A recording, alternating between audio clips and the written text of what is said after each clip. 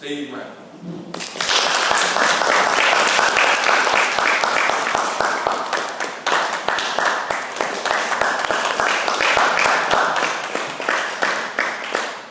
Need the prices right here.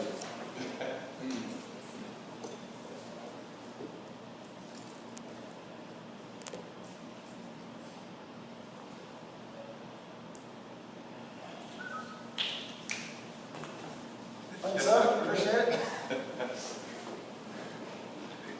Okay, I mean, that caught me off a little bit off guard, a little bit. I was expecting to last. So, with that being said, I've got something that I think we all need to worry about, and that is our future. Most of us, unfortunately, in the big grand scheme of things, are not saved enough for the future.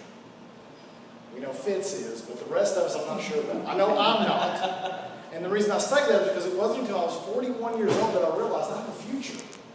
Oh crap, I'm in the future. What happened? I was this young kid, I wasn't ready. But I found a way that we can go against the rapidly shrinking dollar. From 1913, we had a dollar. You could buy a bunch of stuff. Inflation set in. It goes up and down a little bit, but now we're doing 5 cents of what we could do before.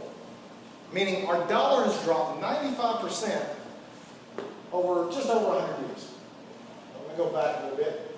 One factor a lot of people believe is that in 1971 we took ourselves off the gold standard, which made our currency a fiat currency, meaning there's nothing back from it.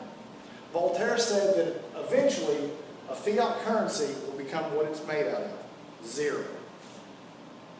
We're seeing that all over the world, and America, unfortunately, is an example of it too. We are increasing money supply too fast, which causes inflation. Unfortunately, Donald Trump has said in the debates, we'll just print more money. Can't really do that. Eventually, the dollar dies if we don't have a backing to it. So therefore, one of the ways that I've found is that we get ourselves onto gold. Personally, not everybody, but personally, our individual selves put some more money into gold. And I'm not saying invest totally in gold, obviously, but we should at least back some of our investment in gold. It maintains its value. It's been the one thing throughout history that everybody loves. It's very, very rare. It does exist, but it's very rare to see a civilization that never had gold. We crossed oceans for it. And as far as it outperforms cash across the board, no matter what country you're going to, gold will eventually win out. Gold will always go up, or at the very least retain its value. And it's its best accepted form of payment throughout. Even Greenspan will say that gold is what is money. You use it to back everything else if you can. Now, this in 1971 is what 1 gram of gold would buy.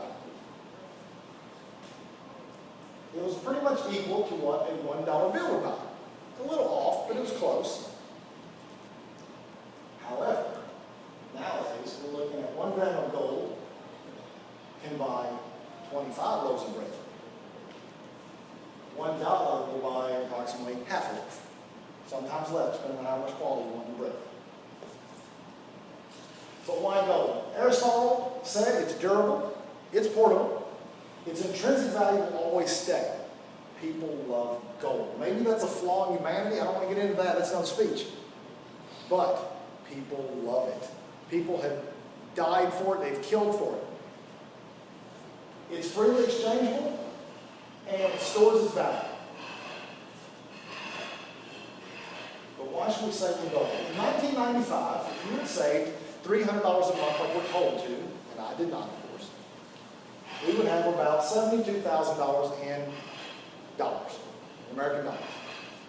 Today, if you had kept up that $300, that would be worth $56,000 because the $72,000 you have has lost $16,000 of its purchasing power. Meaning, yes, you have $72,000 in cash, but you would not buy the same stuff as you did in 1995. $300 in gold, however, would be $236,000, which is $180,000 above your cash.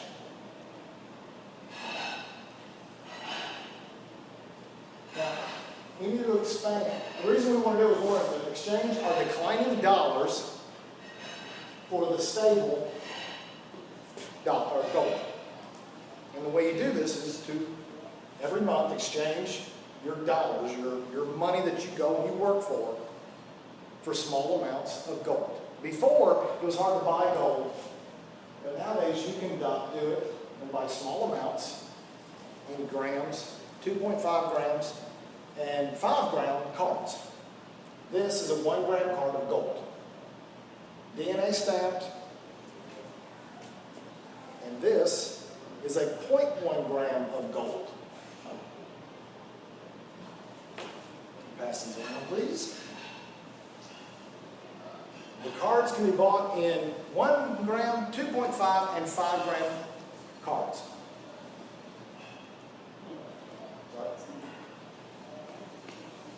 We are headquartered out of Germany.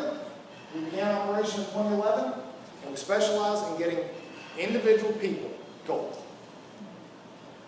It is 999.9% pure 24 karat gold bullion.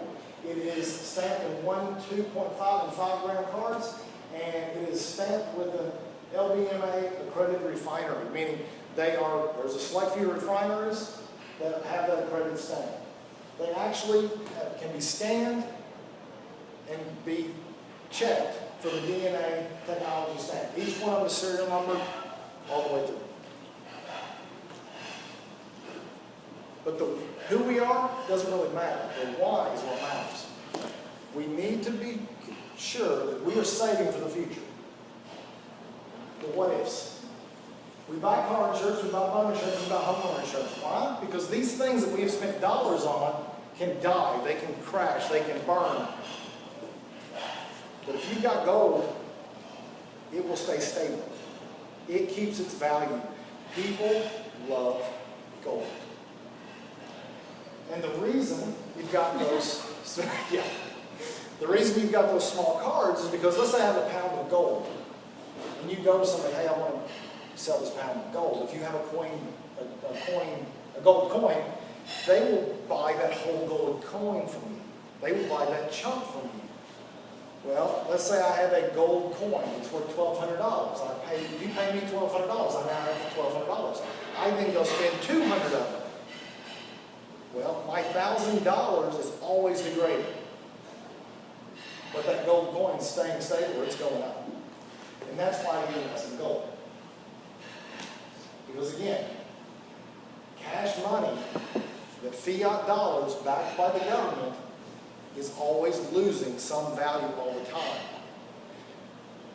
Whether or not it's the excuse of gas prices went up, so your milk costs more. Your health insurance goes up, so we got to charge more. You're still losing that money, that dollars is going down. But gold stays stable or it always increases. Remember, out of 100 people after the age of 65, one is wealthy, 4 have enough money to retire, 3 are still working, 63 depending on Social Security means they're poor, and the other 29 are deceased. That's not us. We're going to stay low. Keep that in mind always. So, do you want to be the guys that are retiring or are wealthy? I want you to think of every month saving something. And if part of your percentage is inside gold, you know that in the long run, you're going to have a stable backup for whatever bad things happen.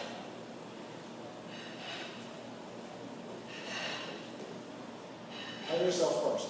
Every month, you can set yourself up to save as you go along. Any wealthy person out there who's got a fortune, who's got the backup, one of the things they always tell you is pay yourself first. Treat yourself as a company.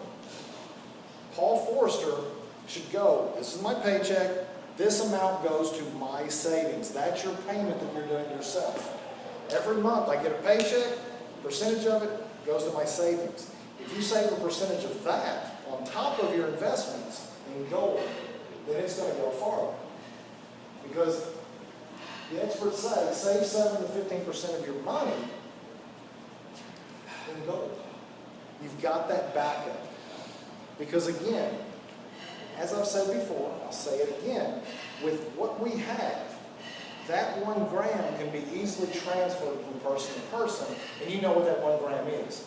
If I have a 2.5 gram, I know what that 2.5 gram is. If I got the 5, that card is a set amount. What it is today is not what it was yesterday. But if you've got a coin, you have to sell that entire coin. If you've got 0.1 gram, it has a set amount right now. If you've got that if you've got that 1 gram, it's got a set amount right now. Tomorrow it may be more, tomorrow it may be less. But let's say you have a stack of those cards, but you don't need to sell every single one of them to buy groceries for tomorrow. You sell 1. You've still got the rest of it in gold as your backup. That's what this is. This is a way to start now to save for your backup plan. To start saving now for your future. Money will always go down. Gold will always stay the same. Thank you very much, sir.